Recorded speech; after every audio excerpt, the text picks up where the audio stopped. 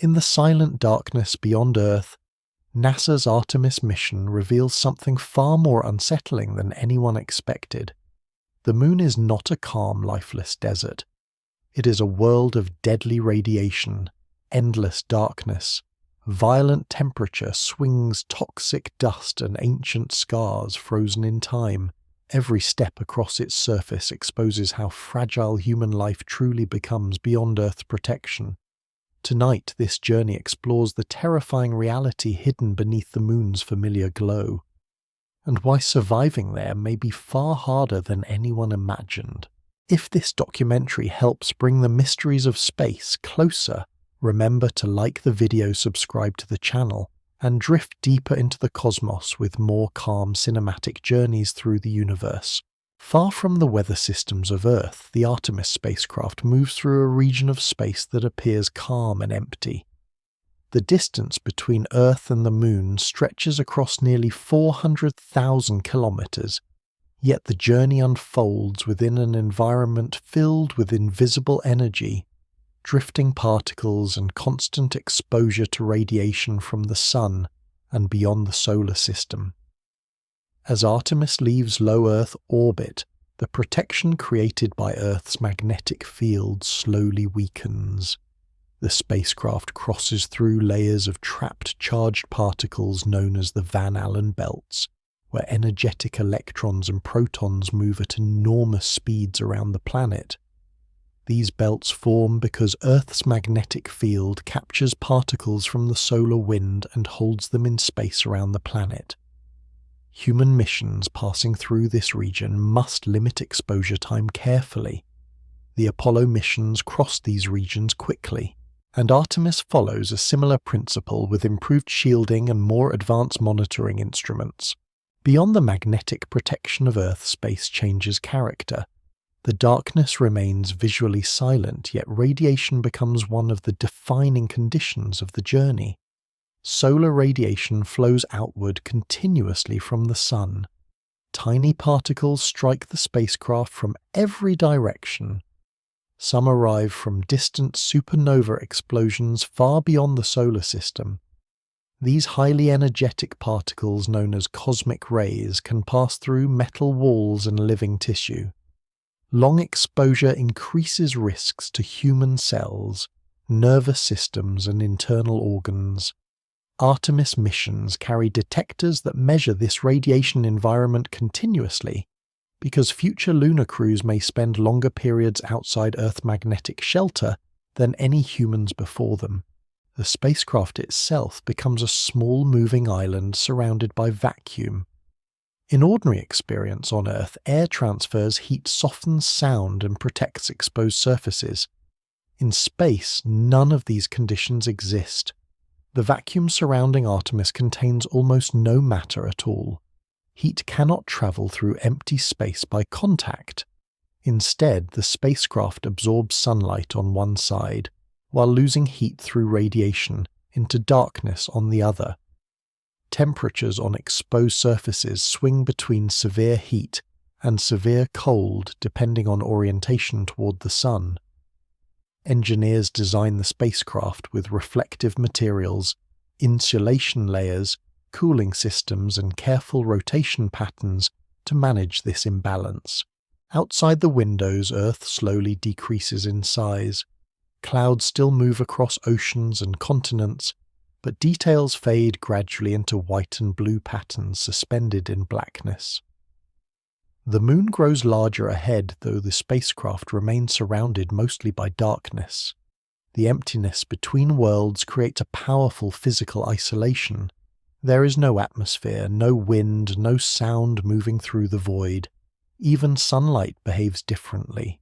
Without air to scatter, light shadows appear sharp and absolute. Illuminated surfaces glow intensely while nearby darkness remains completely black. Artemis missions reveal how demanding this journey remains even after decades of technological progress. During the Apollo era, astronauts traveled to the Moon with computers far less powerful than modern portable electronics. Yet the physical dangers remain largely unchanged. Modern spacecraft improve navigation, communications, and life support systems, but deep space itself continues to expose the same hazards encountered during earlier missions. Radiation exposure equipment, stress and psychological isolation remain central concerns. Inside the Orion spacecraft, environmental systems continuously recycle air and water, while maintaining pressure and temperature suitable for human survival. Carbon dioxide must be removed from the cabin atmosphere. Moisture released through breathing and perspiration must be collected and processed. Every kilogram of supplies matters because launching mass from Earth requires enormous energy. Artemis planners therefore study efficiency constantly, including methods that may later support longer stays near or on the Moon. Communications with Earth continue during most phases of travel, yet signals require time to cross the growing distance. Unlike low Earth orbit missions where communication delays are barely noticeable, lunar missions introduce measurable pauses. These delays remain short compared with communication across larger regions of the solar system, but they remind mission controllers and crews that distance changes human operations fundamentally. Emergency responses become slower. Decisions increasingly rely on onboard systems and crew judgment rather than immediate support from Earth. Micrometeoroids also travel silently through this region of space. Many are extremely small, smaller than grains of sand, yet their speed transforms them into dangerous projectiles. Without atmospheric protection, even tiny impacts can damage equipment or puncture vulnerable surfaces. Artemis spacecraft include protective shielding designed to absorb or disperse these impacts.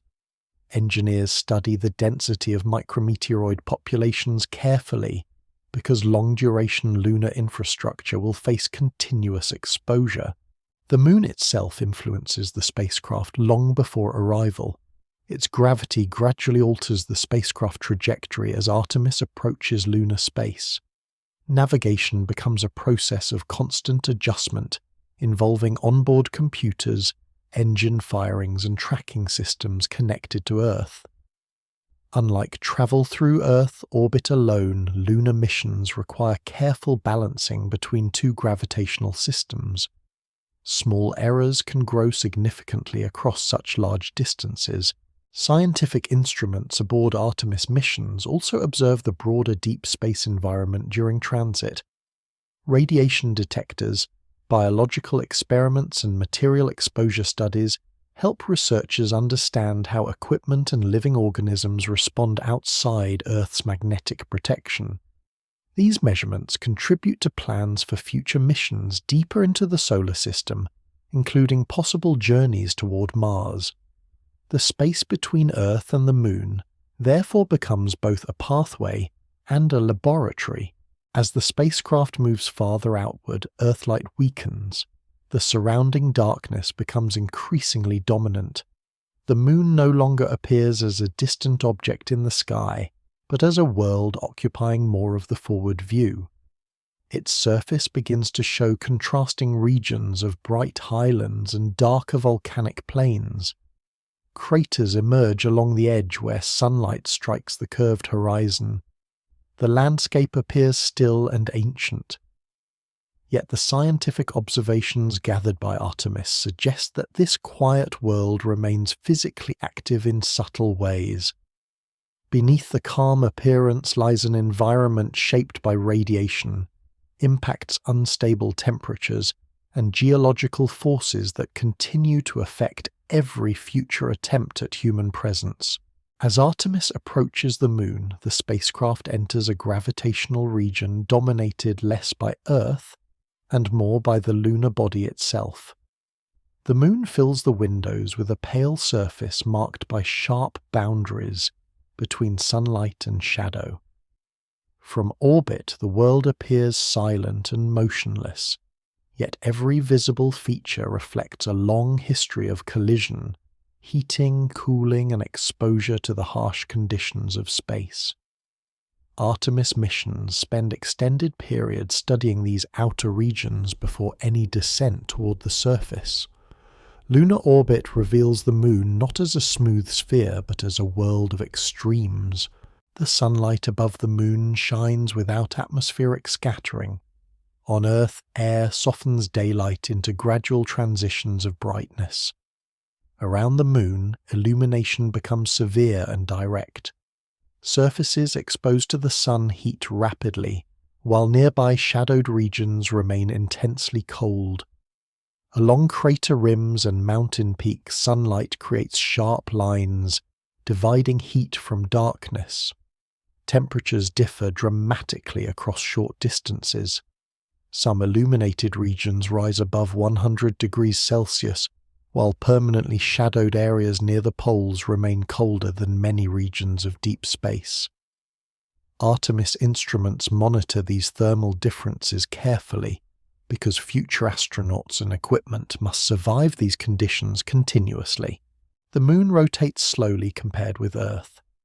One lunar day measured from sunrise to sunrise lasts about 29 Earth days. This slow rotation creates long periods of heating, followed by equally long periods of darkness and cooling. Near the equator regions remain under direct sunlight for many consecutive Earth days before entering prolonged night. Orbital observations show how this cycle affects the lunar surface. Rocks expand during heating and contract during cooling. Over immense spans of time, this repeated stress fractures stone and breaks surface material into finer particles. From orbit, large dark plains spread across wide areas of the Moon. Early observers once believed these regions were seas because they appeared smoother and darker than surrounding terrain. They are now known to be ancient volcanic plains formed by lava flows billions of years ago. Surrounding them rise brighter highlands covered with dense impact craters. The contrast between these terrains records different periods of lunar history. The darker plains formed after enormous impacts opened deep basins that later filled with molten rock rising from below the crust. Artemis orbiters also observe regions where sunlight never reaches the ground. Near the lunar poles, the angle of sunlight remains low because the Moon's axis tilts only slightly. Deep crater floors there remain in permanent darkness for billions of years. Orbital cameras struggle to capture detail within these black interiors because almost no reflected light escapes them.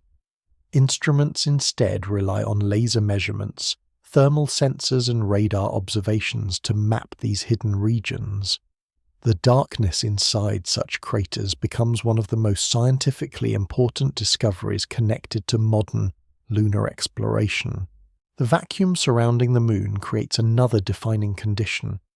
The Moon has no substantial atmosphere. Tiny traces of gas exist briefly near the surface, released by impacts or radioactive decay inside rocks, but they are far too thin to resemble the atmosphere of Earth. Without atmospheric protection, the lunar surface receives direct exposure to solar radiation, cosmic rays and micrometeoroid impacts. Orbital instruments detect the consequences everywhere. Craters remain preserved for immense periods because there is no rain, flowing water, or strong wind to erode them away. Above the surface, Artemis spacecraft pass through regions of complete silence. Sound cannot travel through vacuum because there are too few particles to carry vibrations. Even large impacts occurring on the Moon would produce no audible noise in space itself. The visual appearance of orbit therefore contrasts with the physical reality. The Moon appears calm and stable, yet the environment remains hostile to life and equipment. One of the most striking features visible from orbit is the terminator, the moving boundary between lunar day and night.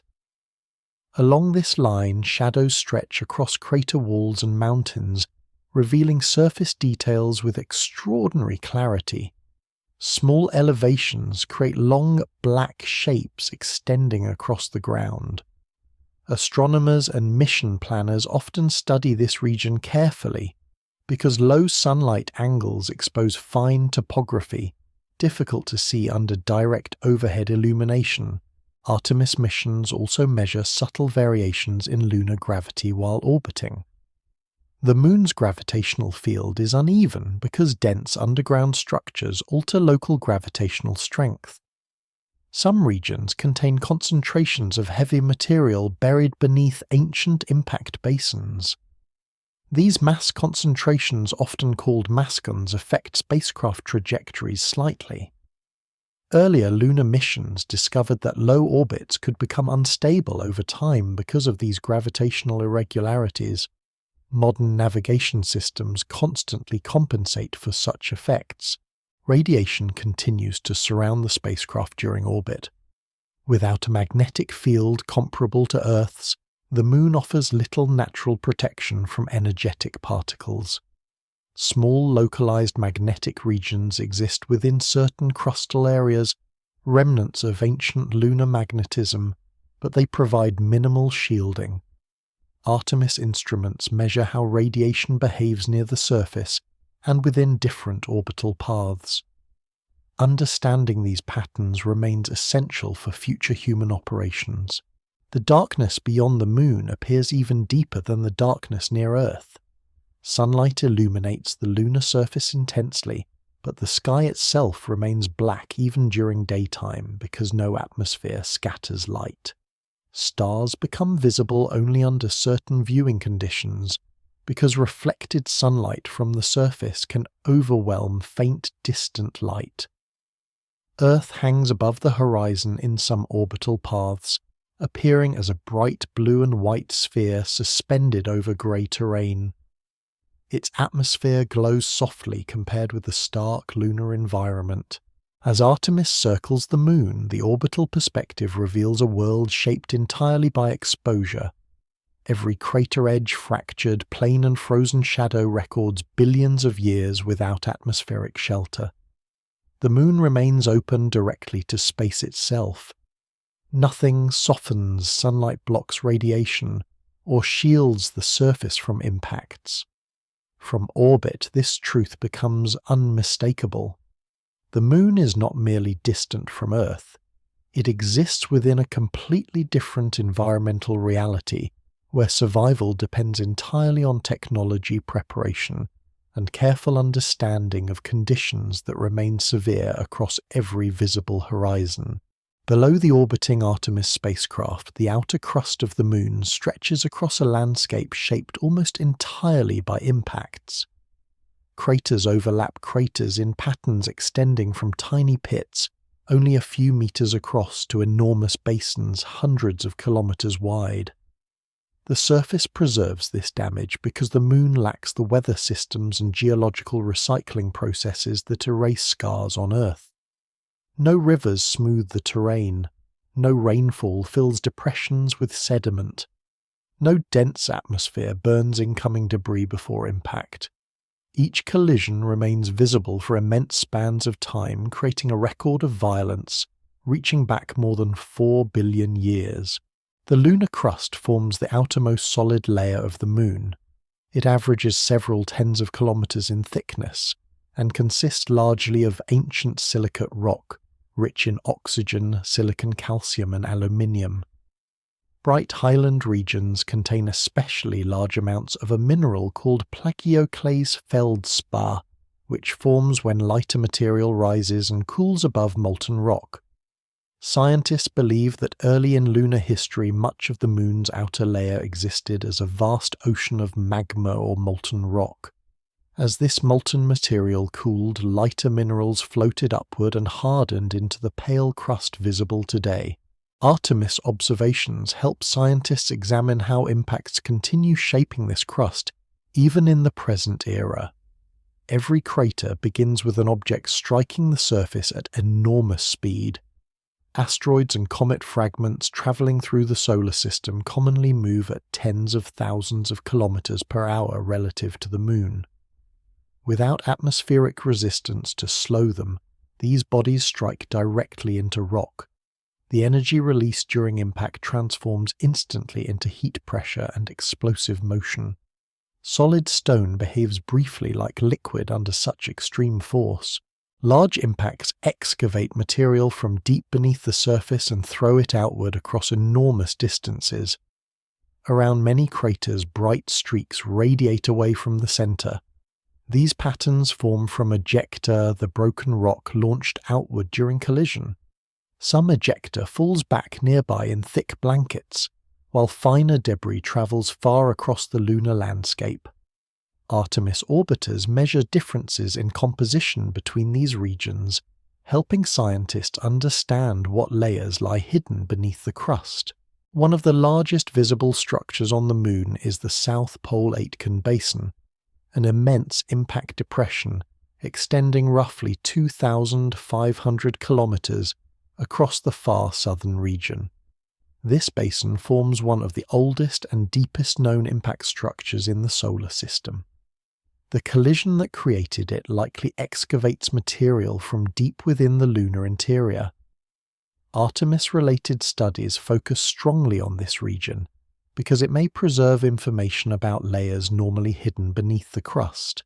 The constant impacts affecting the Moon do not belong only to the distant past. Small meteoroids continue striking the surface regularly. Orbital instruments occasionally detect fresh craters that appear between imaging sessions, separated by only a few years. Some impacts eject bright material visible from orbit before space weathering darkens it gradually over time. Space weathering refers to the slow alteration of surface materials by radiation, solar wind particles, and micrometeoroid bombardment. These processes darken rocks, break minerals apart, and change chemical properties across exposed surfaces. The Moon's far side differs strongly from the near side visible from Earth. Orbital mapping reveals that the far side contains thicker crust and fewer large volcanic plains. Craters dominate much of this region continuously. Scientists remain uncertain why the crust develops such differences between hemispheres, though observations suggest uneven heating and internal evolution early in lunar history. Artemis missions contribute improved measurements of gravity and composition that may help explain these asymmetries. Many craters display central peaks rising from their middle. These mountains form because the crust rebounds upward immediately after major impacts, similar to water splashing upward after an object strikes a liquid surface. The rebound occurs extremely rapidly during the collision process. In larger basins, rings of mountains form instead of single peaks, creating enormous circular structures visible from orbit. Such formations reveal the tremendous mechanical forces involved during impact events. Fine dust and fragmented rock cover most of the crust in a layer called regolith. This material forms slowly through billions of years of impact, grinding larger rocks into smaller particles. Regolith thickness varies across the Moon.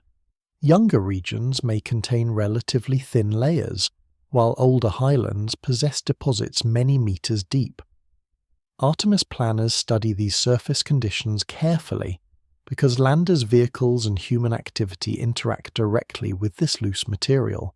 Some craters preserve evidence of relatively recent geological activity. High-resolution imaging reveals boulders that appear to have rolled downhill along crater walls, leaving visible tracks.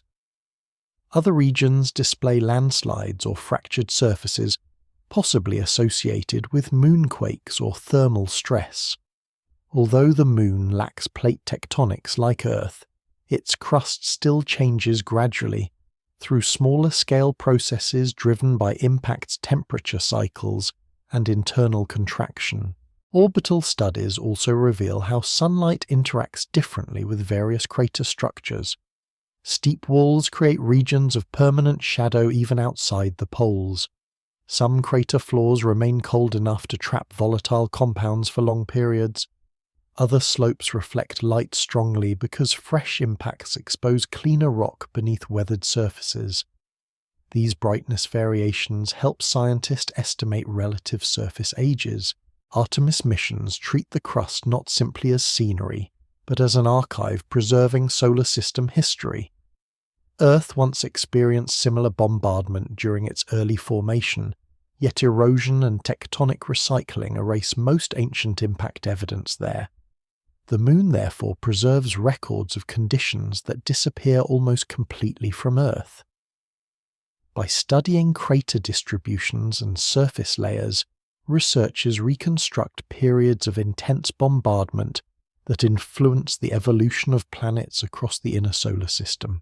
From orbit, the crust appears motionless beneath the spacecraft, yet every visible surface feature tells of collisions energetic enough to melt rock, excavate mountains, and reshape entire regions. The Moon carries these scars openly across its exposed exterior. Artemis observations continue revealing how deeply impacts define the lunar environment, from the smallest dust grains to the largest basins stretching across the horizon. Across nearly every visible part of the Moon, a layer of fine grey material covers the ground. From orbit, this layer softens some crater edges and darkens the surface into broad plains of muted colour. During the Apollo missions, astronauts describe it as powdery and clingy coating boots, tool suits, and spacecraft interiors. Artemis studies reveal that this dust, known as lunar regolith, represents far more than loose soil. It forms one of the greatest environmental hazards facing long-term human activity on the Moon. Unlike soil on Earth, lunar regolith contains no organic material. There is no moisture, no living bacteria, no decaying plant matter, and no weather-driven chemical breakdown like that found on Earth's surface. Instead, the dust forms through billions of years of impacts. Meteoroids strike the Moon, constantly shattering rock into smaller fragments. Each collision creates sharp-edged particles because there is no wind or flowing water to smooth them over time. Under magnification, lunar dust grains appear jagged and irregular, resembling broken glass more than sand. The outermost dust layer varies in thickness depending on location and age. Ancient highlands often contain especially deep regolith deposits because they remain exposed longer to continuous bombardment. Younger impact regions may reveal fresher rock beneath thinner dust layers. Artemis orbiters measure these differences using radar reflections, thermal mapping, and imaging systems that analyze how sunlight interacts with the surface. One of the unusual properties of lunar dust involves electrical charging. The Moon receives direct sunlight without atmospheric filtering. Ultraviolet radiation from the Sun strikes dust particles and removes electrons from their surfaces. This process creates electrostatic charge, meaning particles gain electrical imbalance. Near the boundary between lunar day and night, changing illumination conditions may cause dust grains to lift slightly above the surface due to electrostatic forces. Observations from earlier missions suggest faint dust movement near the horizon during sunrise and sunset, though the full behavior remains uncertain. Artemis investigations focus heavily on understanding this charged dust environment because floating particles threaten equipment and human health. Lunar dust clings aggressively to surfaces. Apollo astronauts report difficulty removing it from suits and instruments. Once carried inside spacecraft, the dust irritates eyes and lungs. Some researchers compare its effects to inhaling extremely fine silica particles on Earth. Long-term exposure remains poorly understood because humans spend only short periods on the lunar surface during earlier missions. The abrasive nature of regolith creates mechanical problems as well. Dust particles work into seals, joints, fabrics, and electronic systems. Over time, moving components may wear down under repeated exposure. Artemis engineers therefore designed spacesuits, airlocks, and machinery specifically to reduce dust contamination. Surface operations on the Moon depend not only on surviving radiation and temperature extremes, but also on managing constant contact with this highly destructive material. The color of lunar dust changes subtly depending on mineral composition and maturity. Freshly excavated material often appears brighter because it has undergone less space weathering. Older regolith darkens gradually as solar wind particles and micrometeoroid impacts alter its chemistry.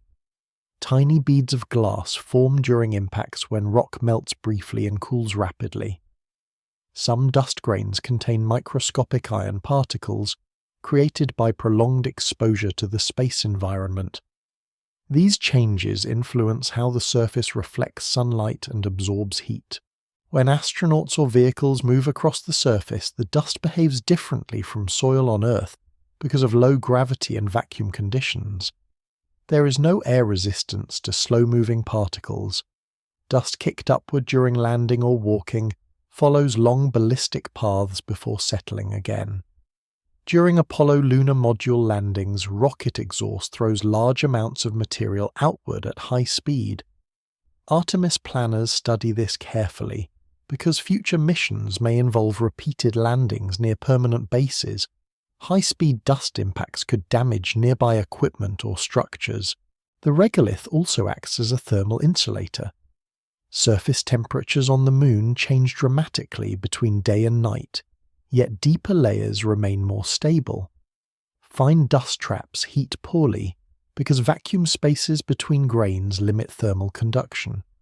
Scientists use orbital temperature measurements to estimate regolith depth and structure across different regions. These studies help identify suitable locations for future exploration and infrastructure. Embedded within the dust are records of solar and cosmic history. Because the Moon lacks atmosphere and active geology, particles from the solar wind accumulate directly within surface layers over immense periods. Tiny fragments from distant impacts across the solar system also settle into the regolith. Some scientists consider lunar dust a long-term archive, preserving information about changes in solar activity and the ancient environment surrounding Earth and the Moon. Artemis missions also investigate whether regolith could become a resource rather than only a hazard. Lunar soil contains oxygen locked within minerals, along with silicon, aluminium, iron, and titanium.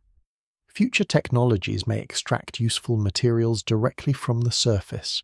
Thick regolith layers could even provide shielding against radiation if piled over habitats.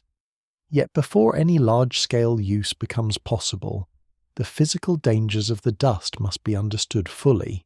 At close range, the lunar surface appears soft and powdery, but the dust conceals an environment shaped by constant destruction. Every grain exists because rock has been shattered repeatedly over billions of years. Every particle carries edges unsoftened by water or wind. Artemis research reveals that this dust enters nearly every aspect of lunar survival. It clings to machinery, scratches protective surfaces, interferes with movement, and threatens human lungs. Beneath the stillness of the Moon lies a surface layer created through endless bombardment, waiting silently across plains, crater rims, and shadowed valleys under the exposed sky. Near the southern pole of the Moon, the landscape changes into a region of towering crater, rims, steep valleys, fractured slopes, and long shadows stretching across frozen terrain. Artemis missions focus intensely on this area, because it contains conditions unlike those found across most of the lunar surface. From orbit, the south polar region appears rugged and uneven, marked by some of the oldest terrain on the Moon. Light moves differently here. Because the Moon tilts only slightly on its axis, sunlight arrives at a shallow angle throughout the lunar year. Mountains and crater rims may remain illuminated for long periods, while nearby depressions stay hidden in darkness almost continuously. This unusual lighting environment creates strong contrast between neighboring regions. Along elevated ridges, sunlight can persist for many Earth days at a time. These areas become valuable for future exploration because solar panels may operate more continuously there than at equatorial locations. Temperatures on illuminated peaks remain less extreme than those elsewhere on the Moon, though conditions still remain severe. Only short distances away, deep crater interiors receive almost no sunlight at all.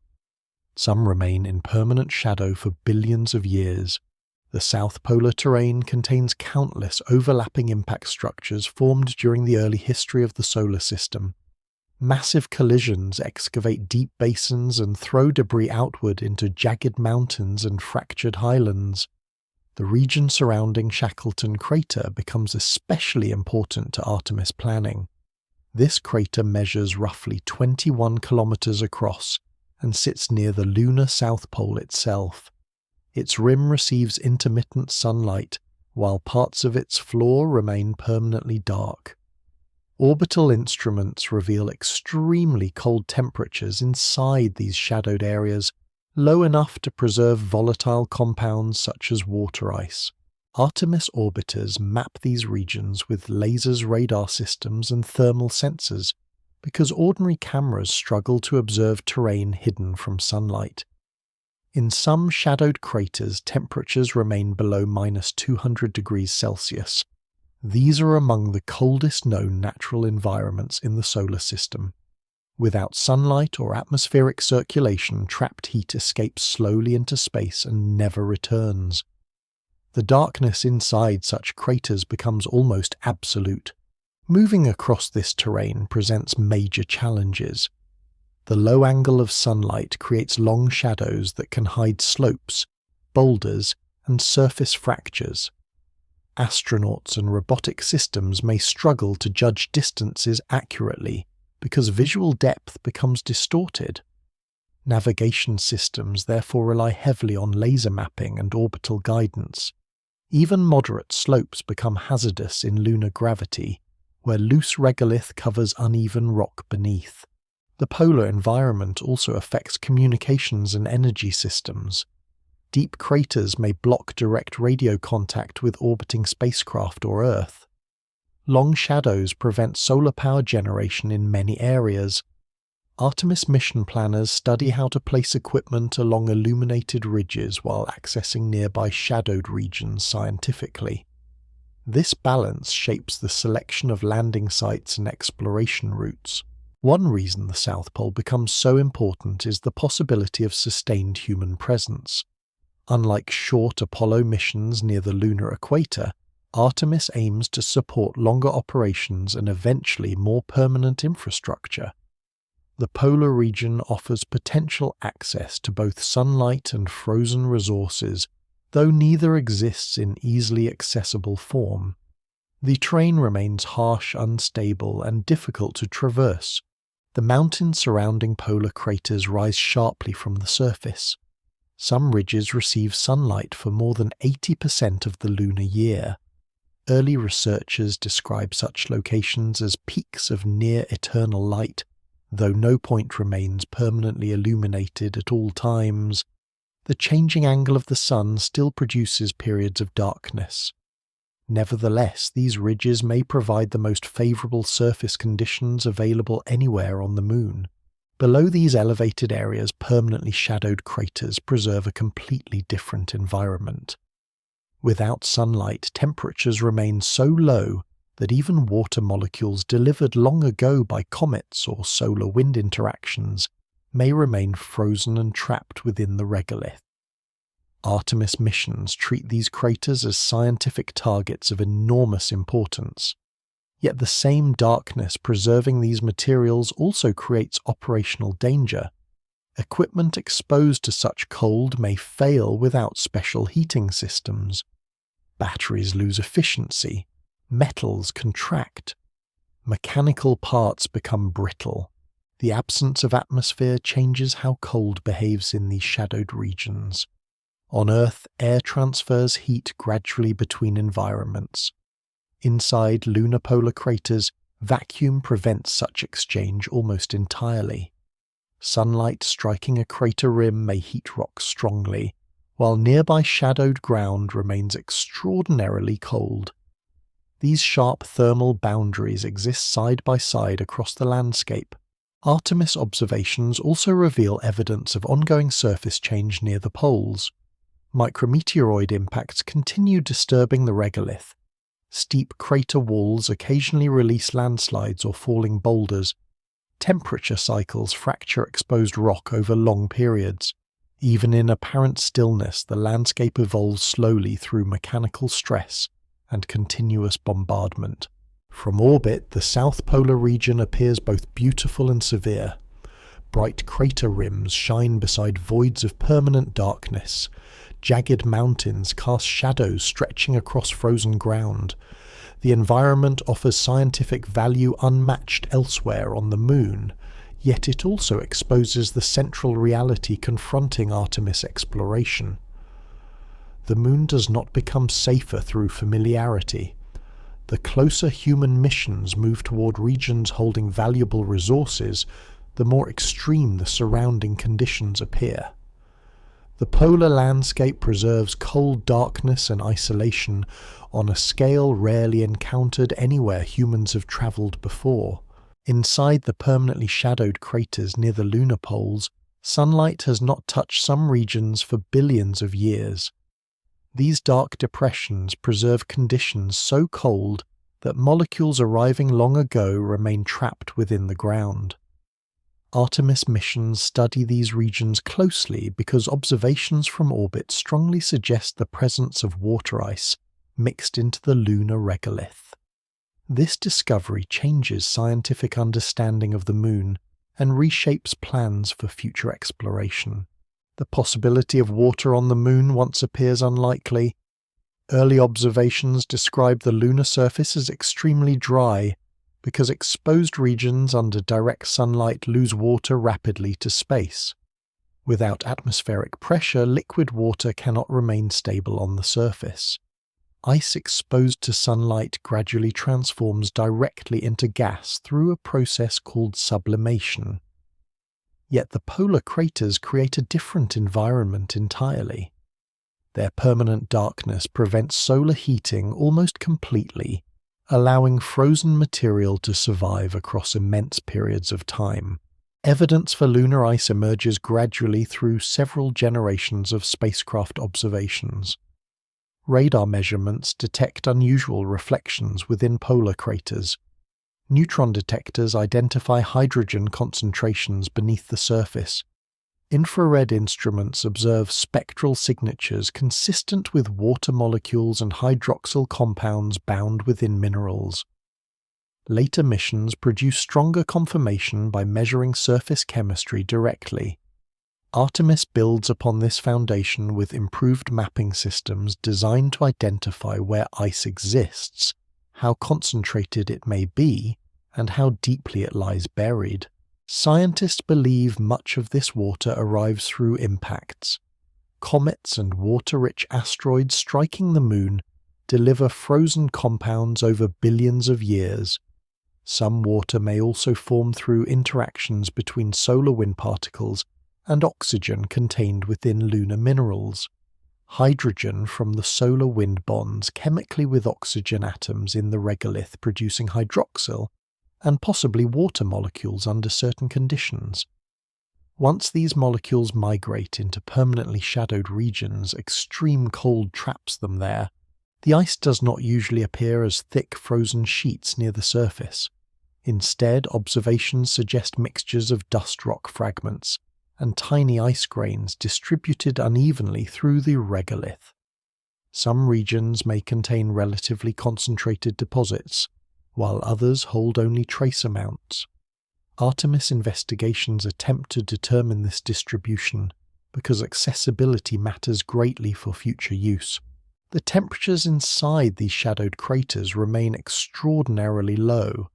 Some measurements fall below -230 degrees Celsius. At such temperatures, even substances like carbon dioxide, ammonia, and methane can remain frozen. Scientists refer to these regions as cold traps, because volatile compounds entering them may stay preserved for geological timescales. The Moon, therefore, stores ancient chemical records within these frozen environments. Accessing these areas presents major technological challenges.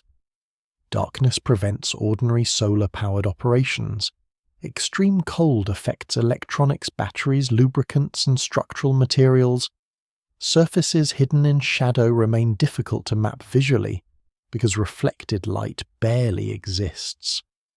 Artemis missions rely heavily on radar laser altimetry, thermal imaging, and autonomous navigation systems to study the terrain safely. The scientific importance of lunar ice extends beyond survival needs. Frozen materials trapped within polar craters may preserve information about the history of the solar system. Comet impacts carry compounds formed far from the Sun during early planetary formation. Some molecules trapped within lunar cold regions may therefore remain chemically ancient. By studying these deposits, researchers hope to understand how water and organic compounds move through the inner solar system over billions of years.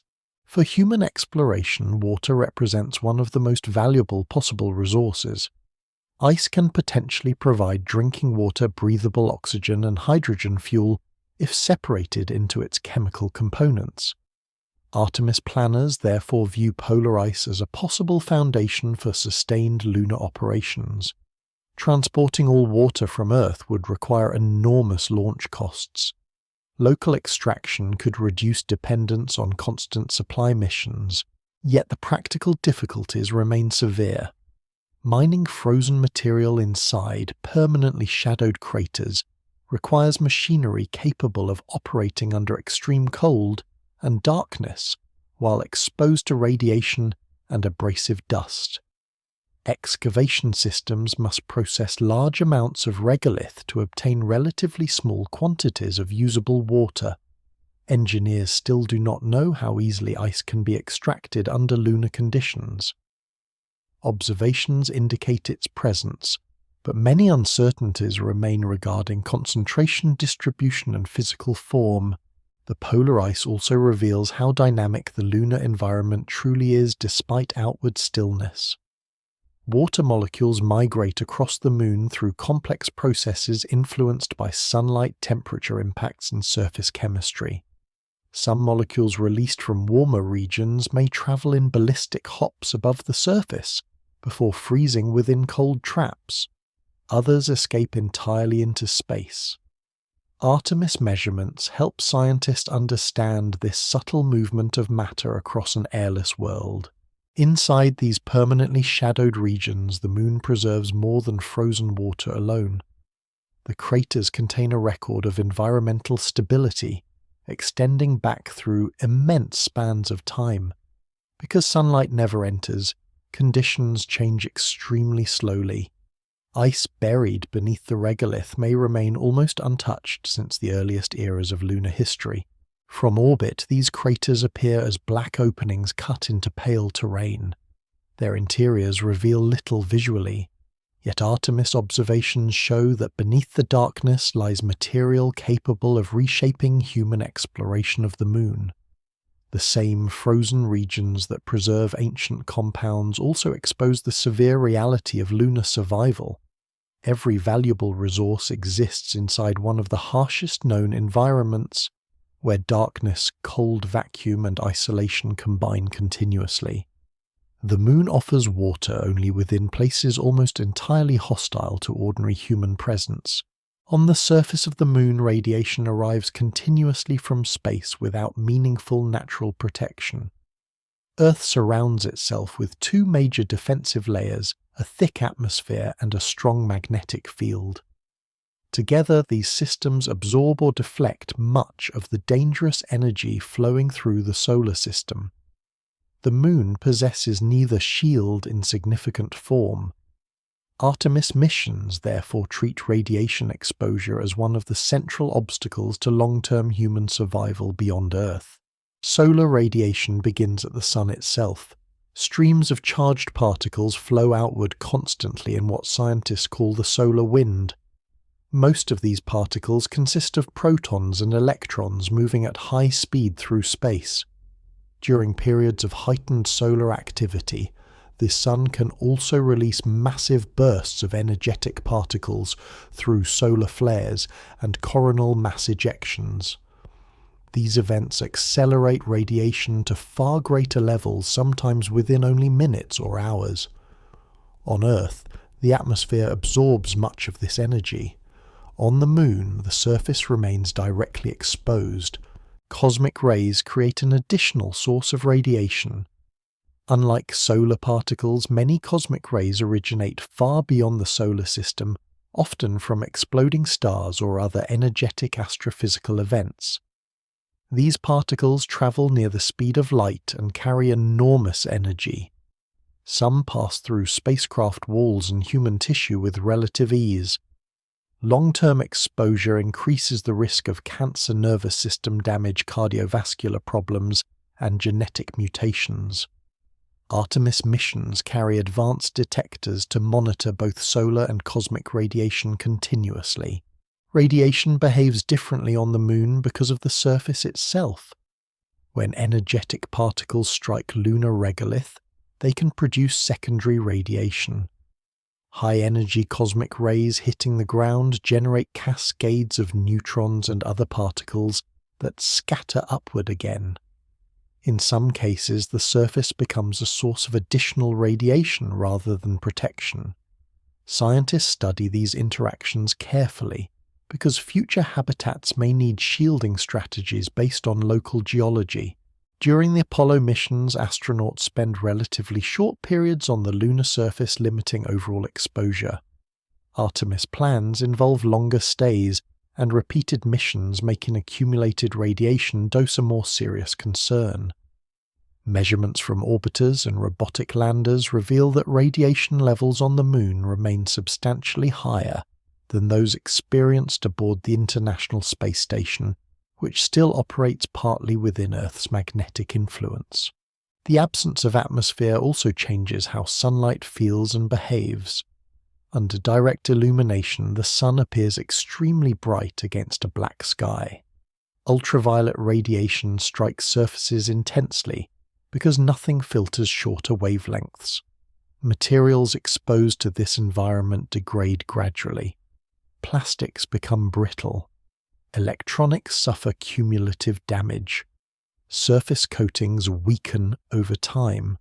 Artemis engineers test equipment extensively to ensure survival under prolonged radiation exposure. Solar particle events represent one of the most immediate dangers to astronauts. Large eruptions from the Sun can increase radiation levels dramatically within a short period. During such events, crews may need to shelter inside specially protected areas lined with water supplies or shielding materials that absorb energetic particles more effectively. Artemis mission planning includes constant solar monitoring because warning time may determine survival during severe radiation storms.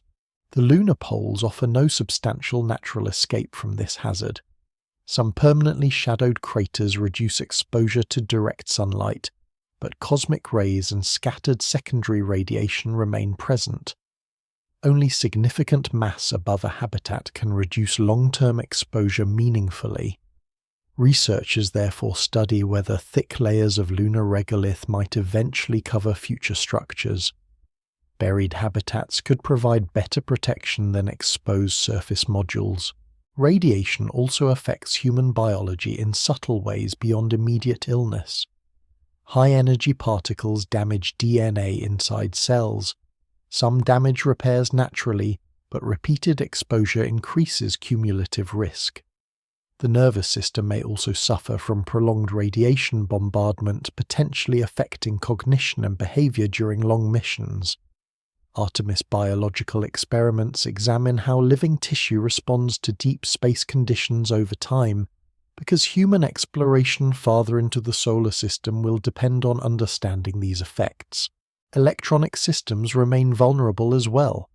Energetic particles can disrupt computer memory, damage sensors, and interfere with communications equipment. Spacecraft designers therefore use hardened electronics and redundant systems capable of tolerating radiation-induced failures. Artemis spacecraft continuously monitor internal conditions to detect anomalies caused by particle strikes. The Moon once possesses a stronger magnetic field billions of years ago. Evidence preserved in ancient lunar rocks indicates that parts of the crust become magnetized when molten interior processes still generate a global magnetic dynamo. That protective field later weakens and disappears as the Moon cools internally. Today, only isolated magnetic patches remain scattered across the crust. These local anomalies create small regions where solar particles deflect slightly, but they provide almost no practical protection for human exploration. Radiation exposure also interacts with other lunar hazards. Dust contaminated by solar wind particles may carry chemically reactive compounds. Damaged equipment becomes more vulnerable to thermal stress and mechanical wear. Long periods inside shielded habitats may reduce exposure but increase isolation and operational difficulty. Artemis missions therefore approach lunar survival as a balance between multiple overlapping environmental dangers rather than a single threat alone. From the surface, the Moon appears still beneath an unchanging black sky. Yet invisible streams of energetic particles pass constantly through that darkness. Every exposed rock machine and human body absorbs the effects gradually. Artemis measurements confirm that the Moon remains one of the most radiation-exposed environments humans have ever attempted to inhabit. The silence of the lunar surface conceals a steady bombardment from the Sun and the wider galaxy, continuing hour after hour across plains, crater rims, and frozen shadowed ground without interruption. The Moon pulls on the human body with only a fraction of Earth's gravity. A person standing on the lunar surface weighs far less there than on Earth, moving with slower falling motion and longer strides across the regolith. During the Apollo missions, astronauts bounce lightly over the terrain, sometimes appearing almost suspended between steps. Yet beneath this unusual movement lies a serious biological challenge. Artemis missions study low gravity carefully because the human body develops under Earth's stronger gravitational conditions and depends upon them continuously for normal function. Gravity shapes nearly every internal system of the body. Muscles work constantly on Earth to maintain posture and movement. Bones remain dense because they support body weight against downward force. Blood circulates according to pressures influenced by gravity. Even balance, sleep, and spatial awareness depend partly on the relationship between the body and gravitational direction. When gravity weakens, these systems begin to change. Experiments aboard space stations reveal some of the effects already. In microgravity environments, astronauts lose muscle mass and bone density over time despite exercise programs. The Moon provides more gravity than orbital spacecraft, but still far less than Earth. Scientists remain uncertain how the body responds during very long stays under lunar conditions. Artemis missions therefore collect biological data intended to improve understanding of partial gravity environments. Bone loss becomes one of the greatest concerns. Human bones constantly rebuild themselves through a balance of cellular processes that remove old material and create new structure. On Earth, weight-bearing activity helps maintain this balance. In reduced gravity, the body may remove bone faster than it replaces it. Calcium released from weakening bones enters the bloodstream and may increase the risk of kidney stones and other complications. Artemis planners study exercise systems, nutrition and medical monitoring designed to reduce these effects. Muscles also weaken when they no longer support ordinary body weight. The legs, back and core muscles appear especially vulnerable. Reduced strength may complicate surface operations, emergency responses, and the return to Earth gravity after long missions. Earlier, astronauts returning from space sometimes experience balance difficulties and physical fatigue during recovery.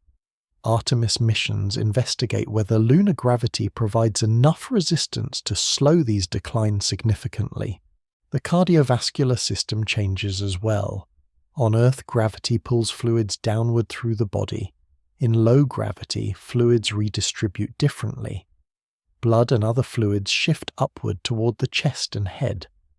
Astronauts often develop facial swelling and altered circulation patterns during spaceflight. Over time, the heart itself may adapt to reduced workload conditions.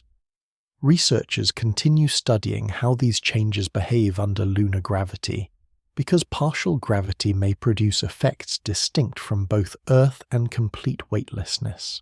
Sleep and daily biological rhythms become more complicated on the Moon. A lunar day lasts about 29 Earth days, creating extended periods of sunlight and darkness. Artemis habitats must therefore create artificial light cycles to support stable sleep patterns and mental health. Isolation, confinement, and separation from Earth also affect psychological well-being. Communication delays remain relatively short compared with missions deeper into space, yet crews still experience profound physical distance from Earth's environment. The vestibular system inside the inner ear, which helps regulate balance and orientation, also responds differently under reduced gravity. Some astronauts experience motion sickness or disorientation during transitions between gravitational environments. Moving across uneven lunar terrain while wearing bulky protective suits may increase the risk of falls and injuries. Artemis mission planning includes extensive mobility training and habitat design intended to reduce these hazards. Dust exposure introduces additional biological uncertainty. Lunar regolith particles are extremely fine and abrasive. If inhaled repeatedly, they may irritate lung tissue. Scientists compare some concerns to occupational exposure involving fine mineral dust on Earth, though lunar particles possess unique chemical and structural properties. Artemis missions aim to limit contamination inside habitats through improved air filtration and suit management systems. Radiation exposure interacts with reduced gravity in ways not yet fully understood. Some studies suggest that simultaneous exposure to radiation and low gravity may amplify certain biological effects. Immune function, tissue repair, and cellular stability may all change under these combined conditions. Artemis therefore serves not only as a lunar exploration program, but also as a long-term study of human survival outside Earth. Nutrition becomes increasingly important during extended missions. The body requires carefully balanced intake of calories, vitamins, minerals, and protein to support muscle maintenance, bone health, and immune function. Stored food systems must remain stable for long durations while minimizing mass and waste. Water recycling systems also become essential because transporting supplies continuously from Earth remains extremely costly. Even ordinary movement changes under lunar gravity. Walking styles adapt naturally as reduced weight alters momentum and balance. Dust behaves differently beneath each step because particles travel farther after disturbance. Carrying equipment becomes easier in terms of weight, but more difficult in terms of inertia. Heavy objects still resist acceleration despite reduced gravitational pull. Artemis training simulations help crews learn how the body interacts physically with this unfamiliar environment. The Moon appears calm and motionless beneath the black sky, yet the human body experiences constant adjustment there. Bones weaken slowly, muscles lose strength, circulation shifts, sleep cycles require artificial regulation. Every system shaped by Earth's gravity must adapt to a world offering only partial support.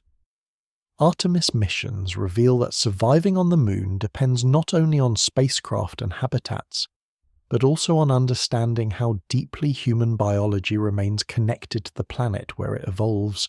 Across the surface of the Moon, temperature changes unfold with enormous intensity. Without a thick atmosphere to distribute heat, the lunar environment responds directly to sunlight and darkness. Regions exposed to the sun absorb radiation rapidly and grow extremely hot, while areas entering shadow lose heat into space just as quickly.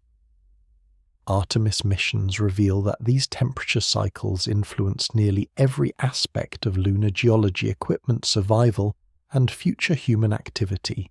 At the lunar equator during daytime, surface temperatures can rise above 100 degrees Celsius.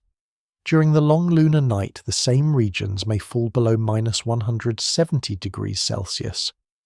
These changes occur because the Moon possesses almost no atmosphere capable of storing or transporting heat. On Earth, air and oceans moderate temperature differences by circulating energy across the planet. The Moon lacks such systems entirely. Each exposed surface responds almost independently to solar illumination. The length of the lunar day intensifies these conditions further. One full cycle from sunrise to sunrise lasts about 29 Earth days. Sunlit regions therefore endure continuous heating for nearly 2 Earth weeks before entering equally prolonged darkness. Materials expand during heating and contract during cooling. Over immense spans of time, this repeated stress fractures rock throughout the lunar crust. Artemis observations show evidence of this process across crater walls, boulder fields, and exposed mountain ridges. Rocks break apart gradually through thermal fatigue, a process where repeated expansion and contraction weaken internal structure until fractures develop. Unlike Earth, where water often drives weathering by freezing inside cracks, the Moon depends heavily on temperature stress itself to break down exposed stone. These thermal cycles create serious engineering challenges. Spacecraft habitats, batteries, electronics, and spacesuits must survive enormous temperature differences repeatedly. Metals expand and contract under changing heat conditions. Electrical systems lose efficiency in severe cold. Lubricants may fail. Protective seals weaken.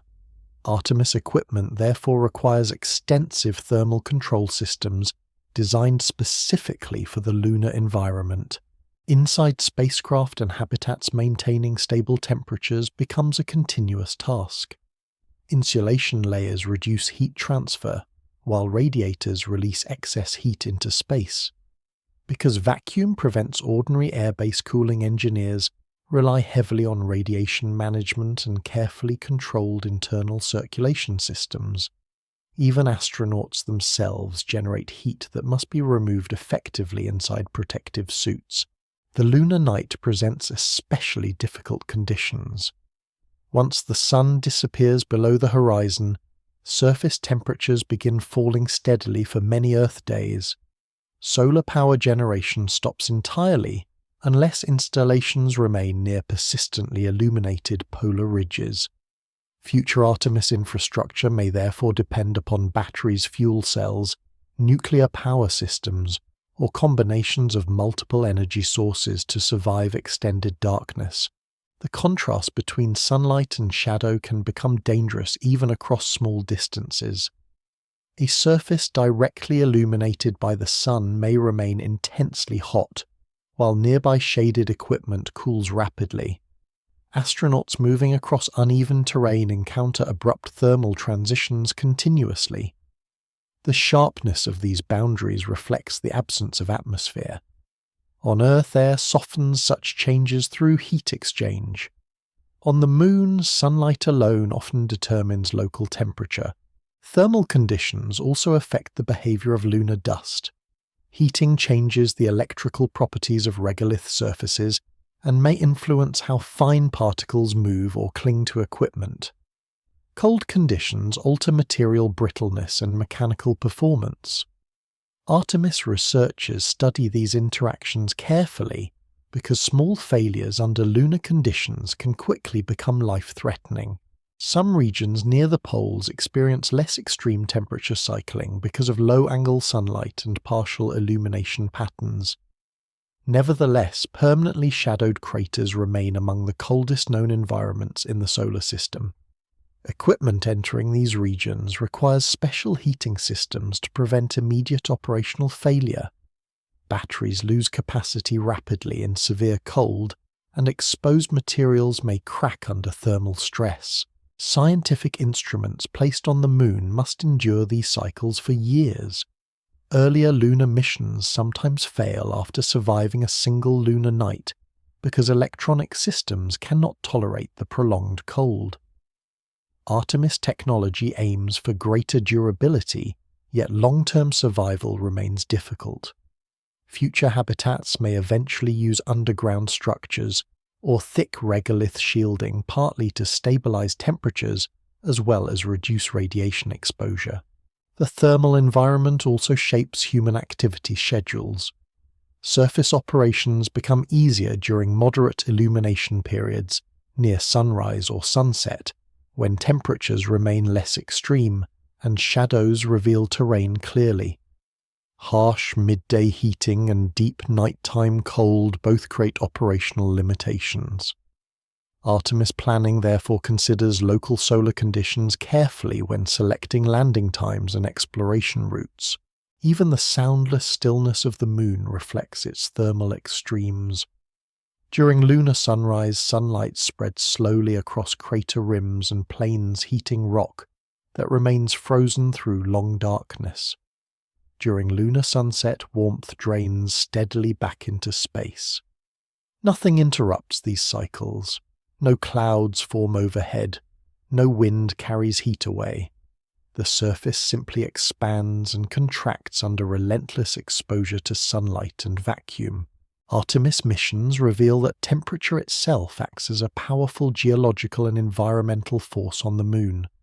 Over billions of years, heating and cooling fracture mountains, weaken exposed rock, and shape the regolith layer covering the surface.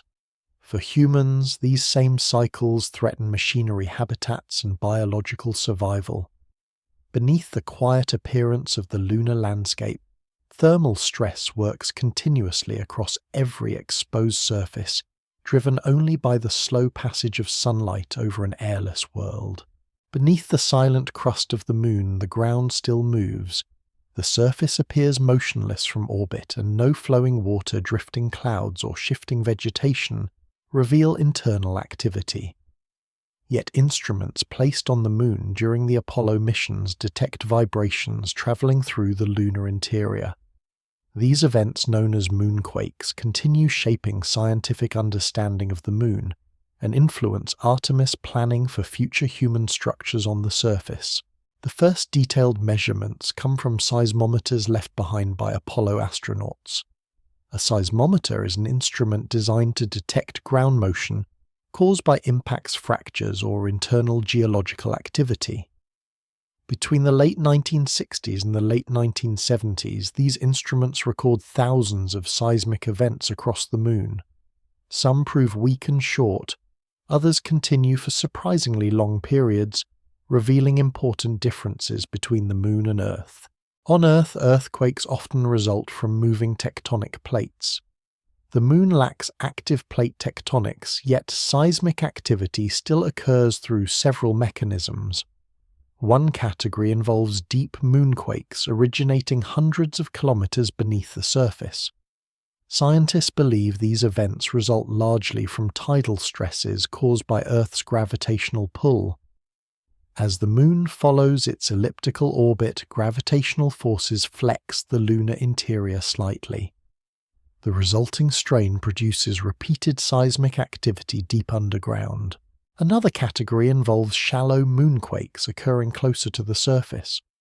These events concern Artemis researchers, especially because some appear unexpectedly strong. Certain shallow moonquakes recorded during the Apollo era reach magnitudes capable of damaging structures if humans were living nearby. Unlike many earthquakes on Earth, where water and softer geology help absorb vibrations, lunar seismic waves can travel long distances through dry, fractured rock. The moon also experiences thermal moonquakes. As sunlight reaches the surface after long darkness, rapid heating causes expansion within crustal materials. This thermal stress produces cracking and shifting near the surface. Similar events occur during cooling as regions enter lunar night. Artemis observations suggest that temperature-driven fracturing remains an active process across exposed terrain. Meteorite impacts generate additional seismic activity. Small meteoroids strike the moon constantly because no atmosphere burns them away before collision. Larger impacts produce vibrations detectable across great distances. Apollo seismometers record many such events during their operational years. Even relatively small impacts reveal valuable information because seismic waves traveling through the Moon help scientists study internal structure. One unusual characteristic of lunar seismic activity involves duration. Some moonquakes continue reverberating far longer than comparable events on Earth. Researchers sometimes describe the Moon as behaving like a bell after impact, because vibrations decay slowly. This happens partly because the Moon remains extremely dry internally. Water within Earth's crust helps absorb and scatter seismic energy. The Moon's dry, fractured rock allows vibrations to persist longer. Artemis missions revisit lunar seismology using more advanced instruments than those available during Apollo. Modern sensors measure ground motion with greater sensitivity and precision. Scientists hope to map seismic activity, more accurately identify active regions, and understand how internal layers influence wave movement.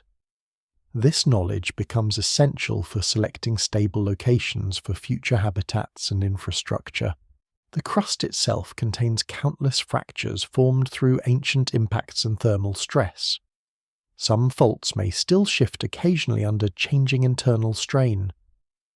Orbital imaging reveals scarps, which are cliff-like formations created when sections of crust move relative to one another. Many appear geologically young, suggesting that the Moon continues shrinking slowly as its interior cools. This gradual contraction may contribute to shallow moonquakes, observed near the surface. For future human exploration, structural stability becomes a serious concern. Habitats placed near unstable slopes or fault regions could face risk from seismic shaking landslides or falling boulders. Artemis planners therefore combine seismic data with detailed terrain mapping to evaluate safe landing and construction zones. Even weak vibrations may disturb loose regolith on steep crater walls. Moonquakes also provide insight into the hidden interior of the Moon. Seismic waves change speed and direction depending on the materials they pass through. By studying these patterns, scientists infer the structure of crust mantle and core layers deep below the surface. Apollo data already reveal that the Moon possesses a small core and layered internal structure. Artemis instruments aim to refine this understanding substantially. The absence of atmosphere changes how seismic events appear at the surface. On Earth, earthquakes often produce sound through vibrating air and moving structures. On the Moon, vibrations pass through rock alone. An astronaut standing nearby might feel shaking through the ground but hear nothing directly unless vibrations transfer through a suit or equipment. The Moon's seismic environment demonstrates that the world remains physically active despite its ancient appearance. The crust continues responding to gravitational stress, cooling contraction, impacts and thermal cycling. Artemis observations reveal a landscape not frozen completely in time but slowly evolving beneath its exposed surface. Under the endless black sky, crater walls and dusty plains seem permanently still. Yet deep below, the regolith stress builds and releases within fractured rock, shaped by billions of years of impacts and cooling. Moonquakes travel silently through the lunar crust, carrying evidence of forces still working inside the Moon. Artemis missions show that even this quiet world continues to tremble beneath its ancient scars. Across wide regions of the Moon, enormous dark plains spread between brighter, cratered highlands. Early astronomers viewing the Moon through telescopes mistake these smooth, dark surfaces for oceans, and give them names associated with seas. Modern science reveals a different origin. These plains form from ancient volcanic eruptions that reshape large portions of the lunar crust billions of years ago. Artemis missions study these frozen lava regions closely because they preserve evidence of the Moon's internal evolution and the gradual cooling of its hidden interior. The dark plains known as Maria consist mainly of basalt. Basalt is a volcanic rock formed when molten material rich in iron and magnesium cools after erupting onto the surface. Similar rocks exist within volcanic regions on Earth, though lunar basalt forms under very different conditions. On the Moon, eruptions occur in a world without atmosphere, flowing water, or active plate tectonics. Lava spreads across ancient impact basins and hardens slowly into broad, flat plains, visible even from Earth without magnification. Most lunar volcanic activity takes place between about 3 billion and 4 billion years ago. During this period, the Moon's interior still contains enough heat to generate large quantities of molten rock. Massive impacts earlier in lunar history create deep basins by thinning sections of the crust. Later, magma rises upward through fractures and floods these low regions repeatedly. Artemis orbital studies map the thickness and composition of these lava deposits to understand how volcanic activity changes over time. The Maria appear darker than surrounding highlands because basalt reflects less sunlight than the lighter, crustal rocks rich in feldspar minerals. From orbit, the contrast becomes striking. Smooth volcanic plains occupy enormous circular basins bordered by rugged, cratered terrain. Some Maria extend across hundreds of kilometers, preserving ancient lava flows layered one above another through successive eruptions. Unlike volcanoes on Earth, many lunar eruptions likely produce broad fissure flows rather than steep volcanic mountains. Molten rock emerges through long cracks in the crust and spreads outward across the surface. Low gravity and vacuum conditions alter the behavior of lava compared with terrestrial eruptions. Without atmospheric pressure, volcanic gases escape differently. Lava cools under direct exposure to space. Artemis observations reveal subtle variations in basalt composition across different Maria regions. Some flows contain higher concentrations of titanium, while others differ in iron content or mineral structure. These differences help scientists reconstruct the chemistry and temperature conditions of the lunar mantle during various eruption periods. Volcanic activity on the Moon declines gradually as the interior cools. Smaller bodies lose heat faster than larger planets because they contain less internal volume relative to surface area.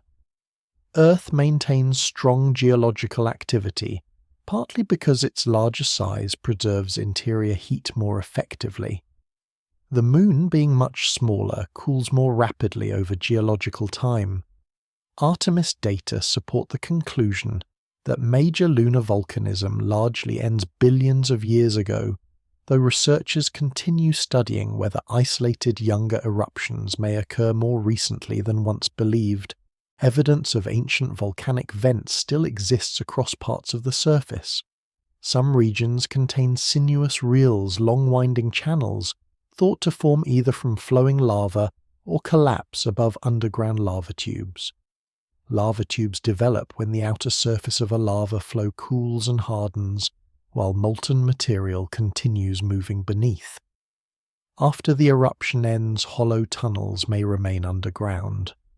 Artemis researchers study these structures with growing interest because large lava tubes could potentially provide natural shelter for future human habitats. The Maria also preserve records of impact history. Because volcanic plains form after many large basins already exist, scientists compare crater densities across different surfaces to estimate relative ages. Younger volcanic regions contain fewer impact craters because they experience less time exposed to bombardment. This method helps reconstruct the sequence of events shaping the Moon over billions of years. Volcanic glass beads discovered during Apollo missions reveal additional details about lunar eruptions. Some tiny glass particles form when droplets of molten material cool rapidly after explosive volcanic activity. These beads preserve chemical information about gases and magma deep inside the Moon during ancient eruptions. Artemis studies continue analyzing similar materials remotely and may eventually return new samples from unexplored volcanic regions. The frozen Maria appear calm today, yet they represent periods when the moon changes dramatically from within. Molten rock once spreads across enormous distances, filling basins and reshaping entire regions of the surface.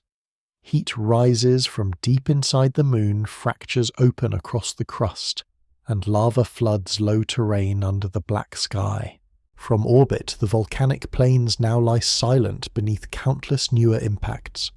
Their surfaces darken gradually through space weathering and micrometeoroid bombardment. Yet Artemis observations reveal how deeply these ancient eruptions influence the modern moon. The Maria preserve the memory of internal heat powerful enough to transform vast areas of the crust.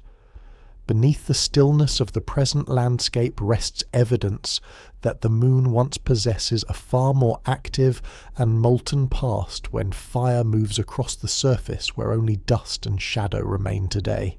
Beneath the cratered crust and frozen volcanic plains, the moon contains internal layers hidden from direct view.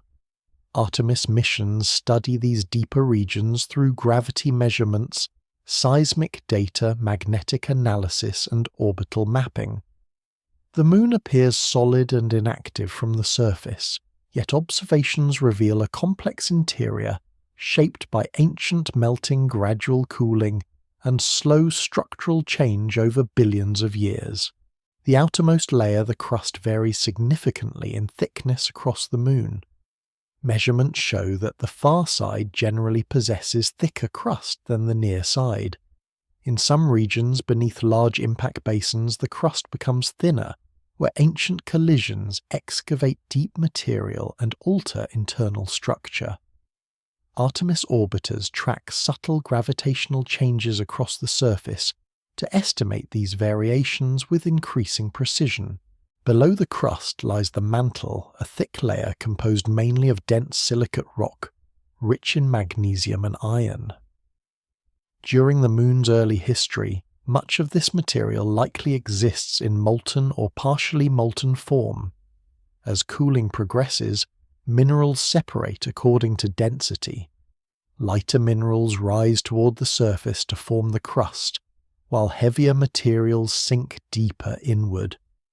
This process creates layered internal structure, similar in principle to planetary differentiation, occurring inside Earth and other rocky worlds.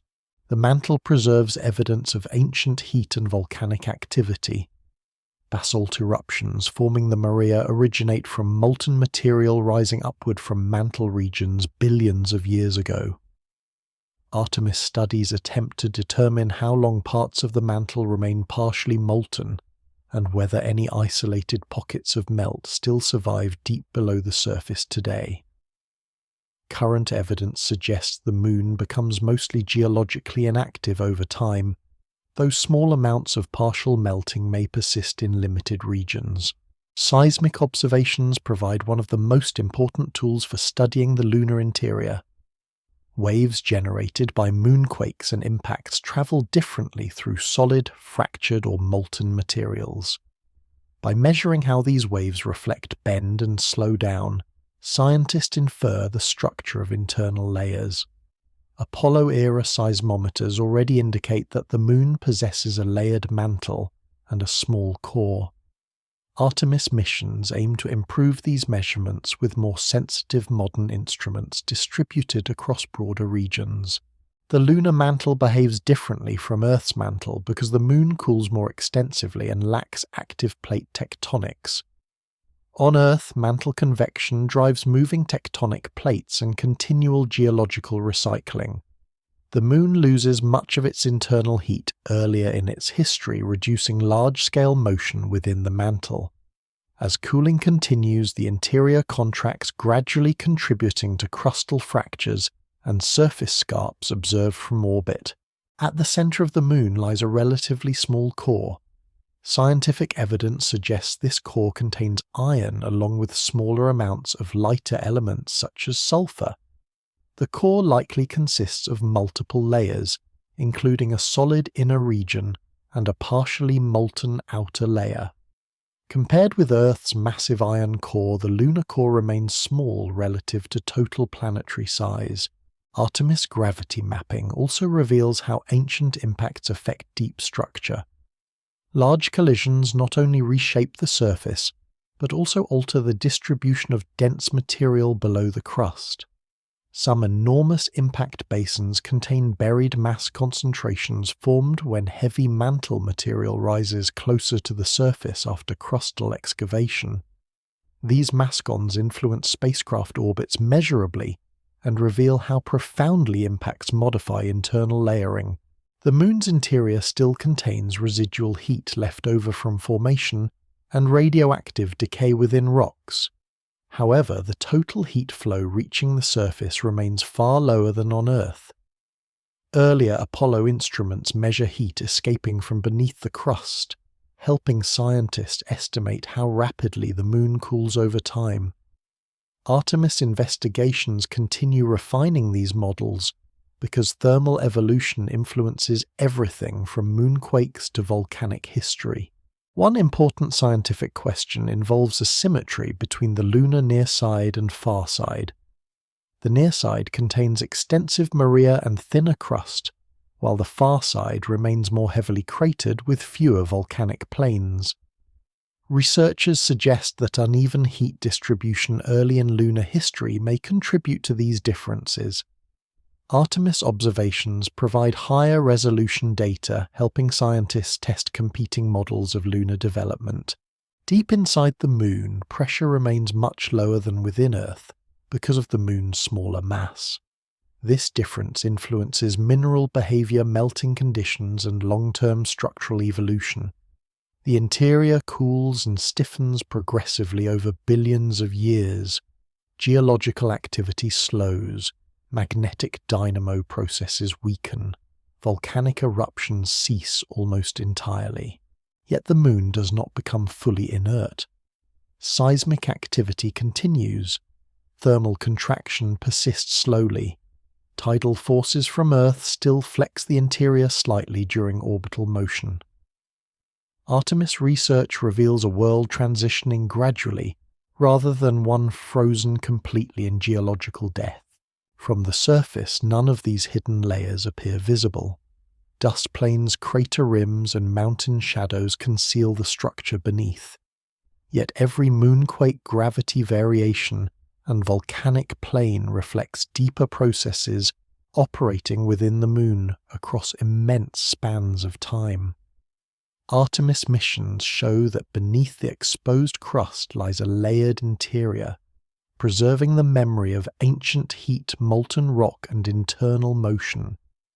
The silent surface remains only the outer skin of a world that once burns far hotter and remains subtly active even now beneath its fractured shell. Scattered across the lunar surface are regions where rock preserves traces of ancient magnetism. These magnetic remnants appear weak compared with Earth's powerful global magnetic field, yet they reveal important evidence about the Moon's distant past. Artemis missions study these regions carefully because they suggest that the Moon once possesses a far more active interior than the quiet world visible today. A magnetic field forms when electrically conductive material moves inside a planetary body. On Earth, flowing molten iron within the outer core generates a strong magnetic field extending far into space. This field shields the planet from much solar radiation and helps preserve the atmosphere over geological time. The Moon no longer has such a system. Modern measurements show only isolated patches of magnetized crust scattered irregularly across the surface. The discovery of lunar magnetism surprises scientists during the Apollo era. Some rocks returned from the Moon contain magnetic signatures indicating they cool in the presence of a significant magnetic field billions of years ago. Because rock can preserve the orientation and strength of magnetic conditions during formation, these samples provide clues about the Moon's interior history. Artemis orbiters carry sensitive magnetometers designed to map weak magnetic regions in far greater detail than earlier missions. A magnetometer measures magnetic field strength and direction. Orbital surveys reveal that magnetic anomalies cluster in certain areas rather than forming a uniform planetary field. Some strong anomalies occur opposite major impact basins, suggesting that enormous collisions may influence crustal magnetization. Scientists continue debating exactly how the ancient lunar magnetic field forms and how long it lasts. One leading explanation proposes that the Moon once possesses a molten metallic core, moving vigorously enough to generate a dynamo similar in principle to Earth's internal magnetic engine. Over time, as the lunar interior cools and internal motion slows, the dynamo weakens and eventually disappears. Evidence suggests that the field remains active for at least several 100 million years during the Moon's early history. The crust preserves this ancient magnetism unevenly because impacts, heating, and geological processes alter rock over time. Some areas experience remagnetization or magnetic weakening after later impacts melt surface material again. Artemis mapping helps scientists reconstruct how these magnetic patterns evolve through lunar history. One of the most visually unusual effects associated with magnetic anomalies involves lunar swirls. These are bright, winding surface markings that contrast sharply with surrounding darker terrain. Reiner Gamma on the near side becomes one of the best-known examples. Unlike ordinary bright regions formed by fresh impacts, lunar swirls often lack associated craters. Researchers believe local magnetic fields may partially shield these areas from the solar wind slowing the darkening effects of space weathering. As a result, the protected surface remains brighter over long periods. The relationship between magnetic fields and surface weathering reveals how directly the Moon interacts with surrounding space. Without a global magnetic shield, solar particles strike most of the surface continuously. In regions where crustal magnetism deflects some particles locally, the regolith changes differently over time.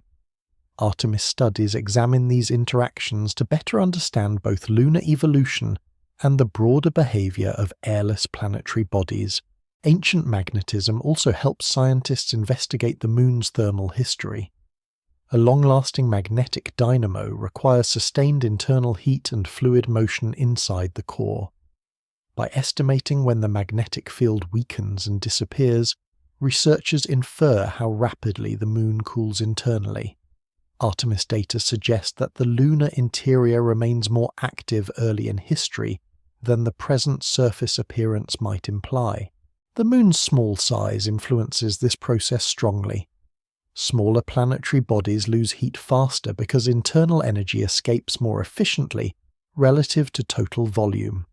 As cooling progresses, molten regions solidify and internal convection slows. Eventually, the conditions necessary for generating a strong magnetic field disappear. The Moon becomes increasingly exposed to solar and cosmic radiation once its protective dynamo fades. Some scientists propose that tidal interaction with Earth may help sustain the ancient lunar dynamo for longer periods. During the early history of the Earth-Moon system, the Moon orbits much closer to Earth than today. Stronger gravitational interactions could generate internal stirring and heating influencing core motion. Artemis observations contribute new measurements, helping researchers test these ideas against modern models. Magnetic studies also matter for future exploration. Local magnetic anomalies slightly affect charged dust movement and radiation interactions near the surface. Although the protective effect remains far too weak for human shielding on a large scale, understanding these regions helps scientists predict environmental conditions more accurately. From orbit, the magnetic traces themselves remain invisible. The surface shows only dust plains, craters, mountains, and pale swirls crossing darker terrain. Yet hidden within ancient rocks lies evidence of a lost planetary force once generated deep below the crust. Artemis missions reveal that the Moon preserves the memory of internal motion long vanished from the modern world. Its weak magnetic remnants act like faint echoes from a time when molten metal moves beneath the surface and invisible fields extend outward into surrounding space. Beneath the stillness of the lunar landscape remains a record of an interior once far more dynamic than the cold and silent Moon seen today. More than 4 billion years ago, before the Moon exists as a separate world, the young solar system remains crowded with growing planetary bodies moving through unstable orbits. Earth itself is still forming, surrounded by debris left from planetary construction. Asteroids, rocky fragments, and developing protoplanets collide frequently across the inner solar system. In this violent environment, scientists believe a massive impact transforms the future of both Earth and the Moon. The leading explanation for the Moon's origin is known as the giant impact hypothesis. According to this model, a Mars-sized body strikes the early Earth during the final stages of planetary formation. Researchers often refer to this object as Theia. The collision occurs at enormous speed, releasing energy beyond ordinary geological events. Rock from both bodies melts and vaporizes almost instantly. Large quantities of material are thrown outward into orbit around Earth. Artemis science builds upon decades of evidence supporting this hypothesis. Lunar rocks collected during Apollo missions show chemical similarities to Earth's outer layers, especially in oxygen isotopes. Isotopes are forms of the same element containing different numbers of neutrons. Matching isotopic patterns strongly suggest that Earth and the Moon share a common origin. Yet the Moon also differs from Earth in important ways. Lunar material contains lower amounts of volatile substances, meaning compounds that evaporate easily under heat. This pattern fits the idea of formation through an extremely hot collision. After the impact, a vast disk of molten and vaporized debris circles Earth. Over time, gravity causes this material to gather into larger clumps. Eventually, these fragments merge into a single growing body that becomes the Moon. Early in its existence, the young Moon orbits much closer to Earth than today. Tidal forces between the two worlds remain extraordinarily strong, shaping both bodies profoundly. The newly formed Moon likely begins as an ocean of magma. Its outer layers remain molten due to heat from the impact, radioactive decay, and continued collisions. As cooling progresses, minerals separate according to density. Lighter minerals float upward and solidify into the primitive crust, while denser materials sink deeper inward. Artemis studies of crust composition support this model of a global magma ocean during early lunar history. The Earth-Moon system evolves together over immense periods. Tidal interactions gradually slow Earth's rotation, while pushing the Moon farther outward into space. Even today, the Moon continues drifting away from Earth by a few centimeters each year. Earlier in history, however, the Moon appears much larger in Earth's sky because of its closer orbit. The giant impact changes Earth profoundly as well. Some scientists suggest the collision influences Earth's rotation rate, axial tilt, and long-term climate stability. The presence of the Moon later affects ocean tides, planetary rotation, and possibly aspects of Earth's environmental evolution important for life. Artemis missions therefore study lunar formation not only to understand the Moon itself, but also to understand Earth's earliest history. The violent conditions surrounding lunar formation explain many modern characteristics of the Moon. Its relatively small iron core may result from the collision dynamics separating metallic material differently between Earth and the forming Moon. The depletion of volatile compounds reflects intense heating during impact and accretion. The widespread fracturing of the crust and enormous ancient impact basins visible today all develop within a world shaped from catastrophic beginnings. Computer simulations of the giant impact continue evolving as scientific understanding improves. Different models explore varying collision angles, speeds, and compositions. Some suggest much of the Moon forms mainly from Earth's outer material, while others propose greater mixing between both bodies. Certain details remain uncertain, yet the overall evidence strongly supports a massive collision origin. Artemis observations contribute important new data to these investigations. Improved gravity measurements, seismic studies, and analysis of surface composition help scientists refine models of lunar formation and differentiation. Understanding how the Moon forms also provides insight into planetary formation processes throughout the universe. Giant impacts likely occur commonly during the growth of rocky planets around many stars.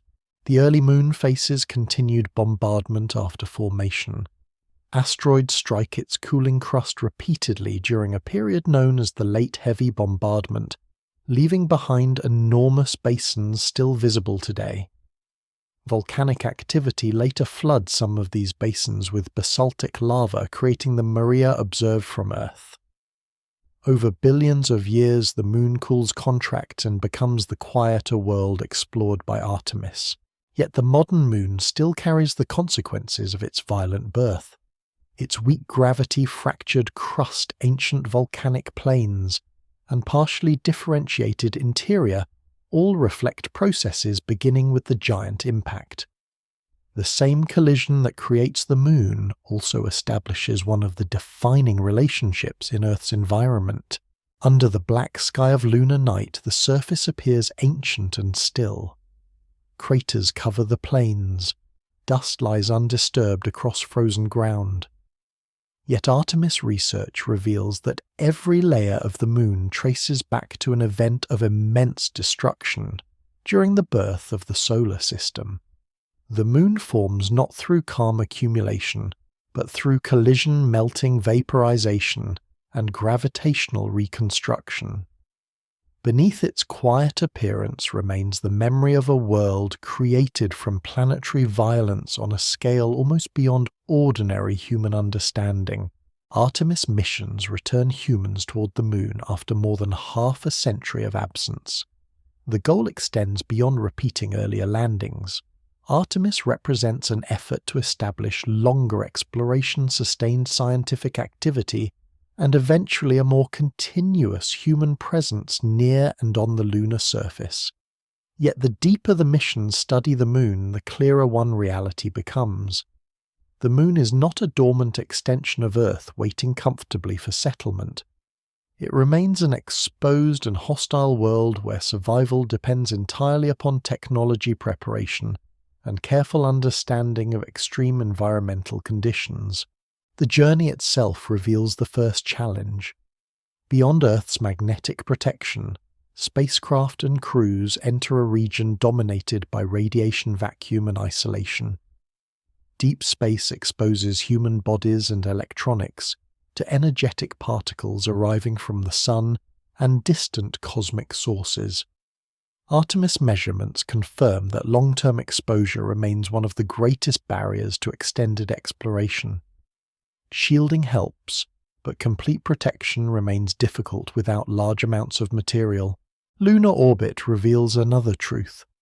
The Moon exists without atmosphere, weather, or significant magnetic defense. Surface temperatures swing between intense heat and severe cold. Sunlight strikes the ground directly under a black sky. Craters preserve scars from impacts billions of years old because almost nothing erases them. The apparent stillness conceals an environment continuously shaped by radiation, micrometeoroid bombardment, thermal stress, and subtle geological activity. At the poles, Artemis identifies regions holding possible water ice, trapped within permanent darkness. These frozen deposits may eventually support future exploration by providing water, oxygen, and fuel resources. Yet the same locations remain among the coldest and most inaccessible environments known. Machines entering these craters must survive darkness, extreme cold, rough terrain, and communication difficulties simultaneously. Valuable resources exist only within regions almost entirely hostile to ordinary human activity. Lunar dust becomes another central obstacle.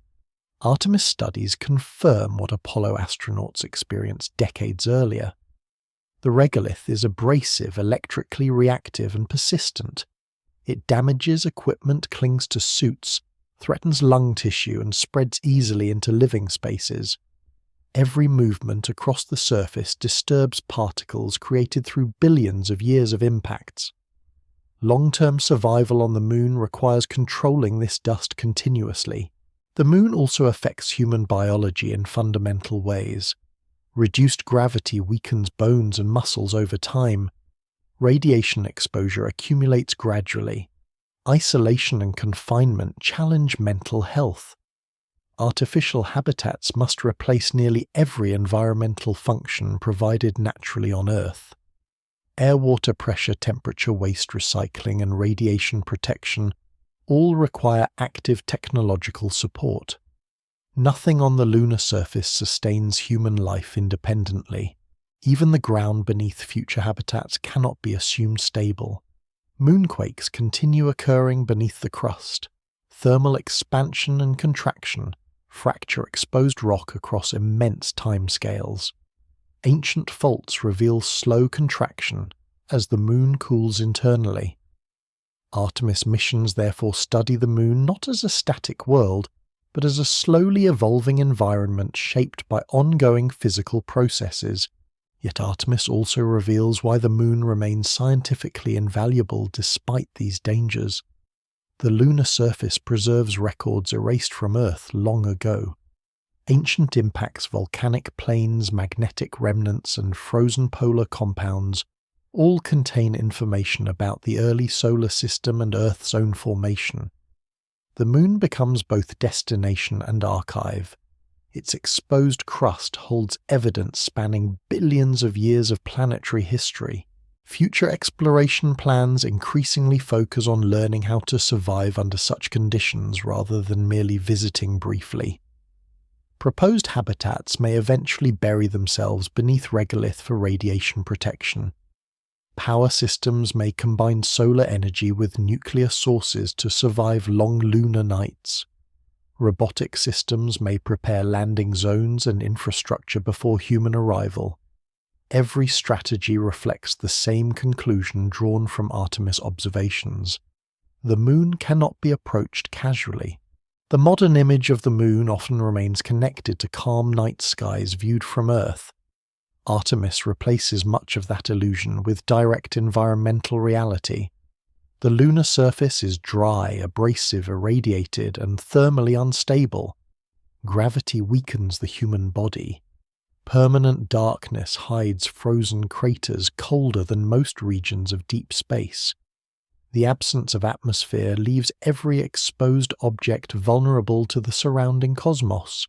Yet within this hostile environment lies extraordinary scientific and exploratory value. Artemis missions show that the Moon may become a testing ground for deeper human expansion into the solar system. Techniques developed there could eventually support missions toward Mars and beyond. Learning to survive on the Moon means learning how fragile human life remains outside Earth's protective systems. Across the cratered plains and frozen polar shadows, the Moon continues orbiting silently around Earth, as it has for billions of years. Artemis reveals that beneath its familiar appearance exists a world defined by exposure and endurance. Every surface feature reflects collision, radiation, cold heat, and geological time on scales far beyond ordinary human experience. The terrifying truth uncovered through modern exploration is not that the Moon hides monsters or sudden catastrophe. The truth is quieter and far more enduring. The Moon is exactly what space becomes when nothing protects life at all.